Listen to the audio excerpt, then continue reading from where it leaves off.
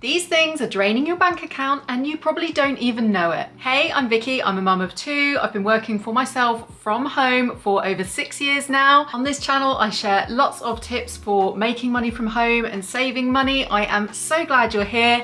Let's get into these money wasters. Number one is kids. Kids are expensive. Don't have them, problem solved.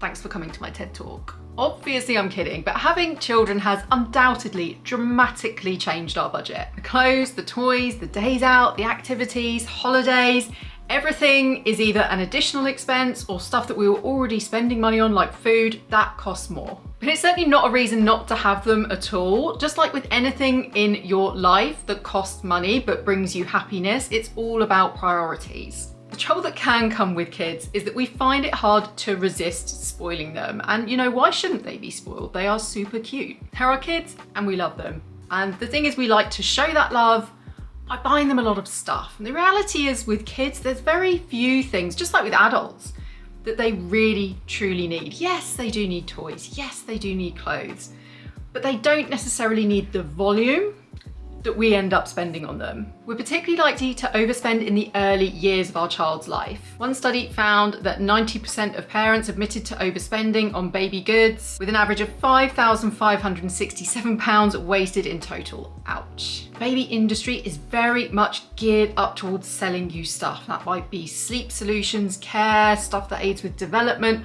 or just cute stuff, because babies are cute and therefore we think we need lots of cute baby stuff. My wasteful products were things like clothes and baby books that were meant to help with looking after the baby. My biggest waste was probably a baby bath, which was just so ridiculous because we already have a bath in our house. For some reason, I felt that getting a tiny baby bath was a good idea, even though the baby grew out of it fairly quickly. And also we had a sink that was basically the same size as the baby bath. By all means, of course, you want to spend money on your kids, but it doesn't have to be a free-for-all spending spree. Newborn babies actually need very little, and there is a ton of amazing, nearly new stuff for sale secondhand, because you know, like, babies use this stuff so little that the secondhand stuff is amazing quality because it in itself is barely used. Check out Vinted, eBay and Facebook Marketplace for really, really good bargains. Of course, with older kids, the challenges are a little bit different. There's a certain age where kids become aware of the pressure of consumerism and trends. This idea that they need to have a certain thing, that they may as well be dead if they don't have an Air Up or a Stanley Cup. In order to combat this, you can provide some structure to the way in which you treat your kids. So give them regular pocket money and encourage them to use that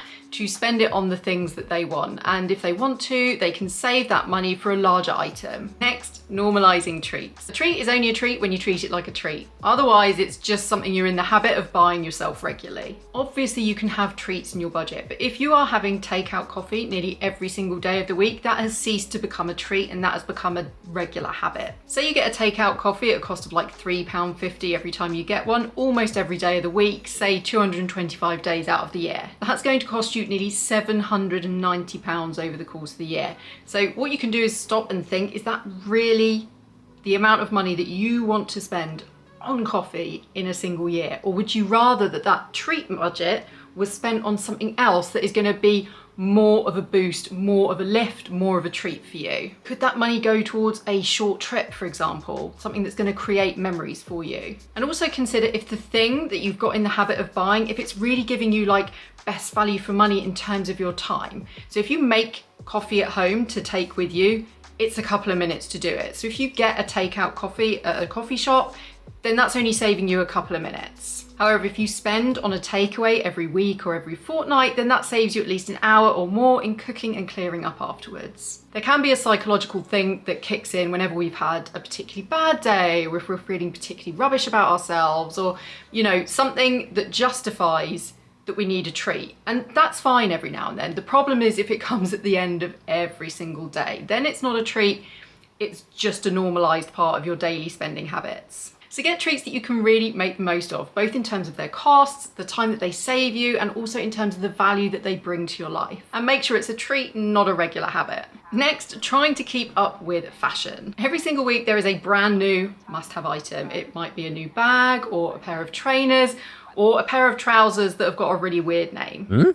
And thanks to the absolute explosion in fashion accounts on Instagram and TikTok, that is in your face pretty much every single day. If you attempt to keep up with all of the changes in fashion, even if you shop at Primark, if you are on a tight budget, then you are going to overspend. We have developed this attitude where it's become acceptable for clothes to only be worn a few times, or maybe even only once or twice, and then they're so over and then we ditch them. If you are cycling through clothes constantly, trying to keep up with the latest styles, then you are going to be wasting hundreds of pounds, maybe even thousands of pounds every single year. It's far better to buy items that you feel certain you will wear on a regular basis over a longer period of time, and that fit in with stuff that you already have in your wardrobe, so that you can create outfits with them right away, rather than having to buy extra stuff in order to go with the new thing. Most people refer to this as a capsule wardrobe, which is where you have a collection of items in your wardrobe that all can work together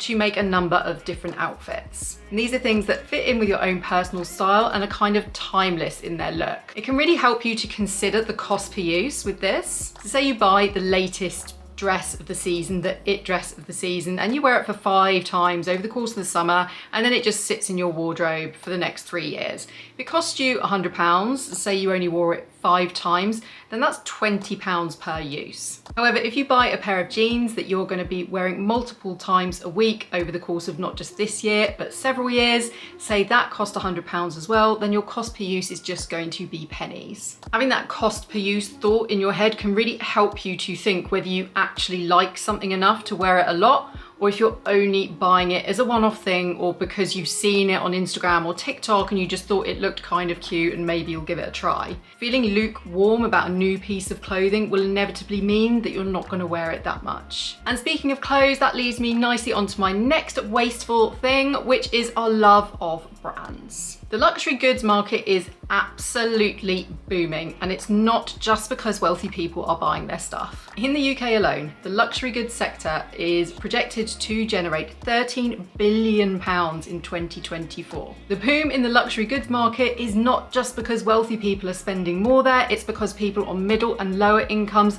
are opting to spend money on designer goods. According to data from the US, households with an income of less than 50k make up 27% of regular luxury customers. And the problem is that normal people are going into debt in order to be able to afford these things. There are a number of reasons why people would choose to go into debt just to be able to afford to have the it product. People with middle and lower incomes want the loud luxury items that project this idea that they are rich. It's for the people who want to look rich, not necessarily who are rich. There's also the idea that the quality and craftsmanship is better, and people do it to treat themselves. They see splashing out on a designer handbag as something that they do for a reward. Stepping out your house wearing or carrying something from a high-end, well-known brand also projects a certain sort of level of status and wealth. Designer brands have spent years and millions on marketing and influencer partnerships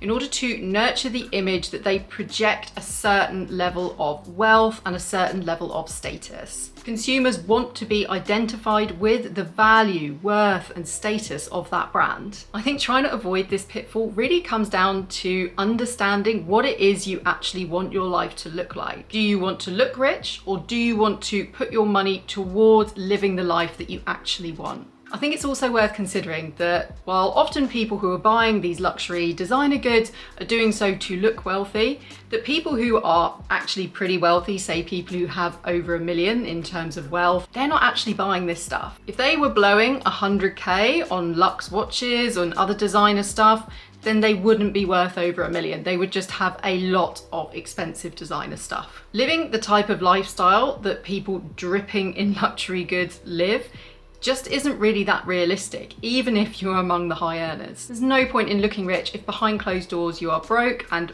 really, really heavily in debt. Finally, budget apathy. It's easy to develop apathy towards our budget if we are coasting along nicely. Money arrives in our account every single month, we spend it, we're spending below our means, and so we just roll on to the next month. The trouble with this is that we are missing opportunities to grow our wealth. Taking some time to ensure that your money isn't just going towards your current life, but also towards the life that you want in the future is really, really powerful. For me, I still want to live a certain lifestyle in retirement and travel a little bit, and I also want to support my kids when they reach early adulthood, which is notoriously a time when money is very tight. Making that plan for the future provides freedom and stability. So take some time to sit down and really consider your budget and your choices, because there are some things that you might be doing, some financial decisions that you might be making that are costing you thousands every single year. These things may include not putting your money in a high interest savings account, not saving regularly, not investing, not changing insurance provider on a regular basis in order to get the best quote, wasting food, hanging on to unused subscriptions, not seeking out best value for money, not checking whether you are claiming benefits owed to you, and emotional spending. This is where you are readily spending on things that you don't really need in order to satisfy an emotional need like boredom, envy, or anxiety. The solution to this is to take a little bit of time to check in with your budget and with your finances. Look at where your money is and look at the options out there. Now, part of this can be like actually engaging with like finances and the financial world. Like, you're watching this YouTube video right now, and hopefully you've got with me right the way to the end, so you're interested in this type of stuff. Listen to podcasts, check out those YouTube videos where people are providing a financial audit for someone.